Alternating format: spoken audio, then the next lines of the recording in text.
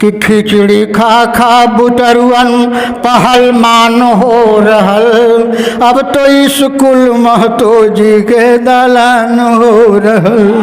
अब तो स्कूल महतो जी के दलान हो रहल।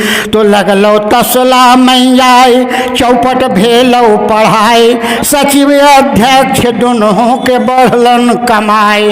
और डीएम से लेके बीओ तक पैसा से जे भी उधियाई। आई बुढ़वा मास्टर तो खा खा जुआन हो रहल। अब तो स्कूल महतो जी के दलान हो रहल। तो चाउर सीझल अध सीझल हल हरदी के चोर। चाउर सीझल अध सीझल हल हरदी के चोर। दाल खोज खोज करे खिचड़ी बड़ी पंटिटोर। ओहो कनकट कटोरी से चलान हो रहल। अब तो स्कूल महतो जी के दलान हो रहल। तो जहिया से स्कूल में बनो लगल खिचड़ी और तहिए से टीचर के बंद हको टीचरी।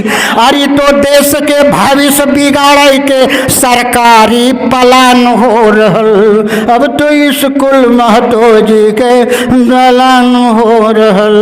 खिचड़ी खा खा बुतरुअन पहलमान हो रहल।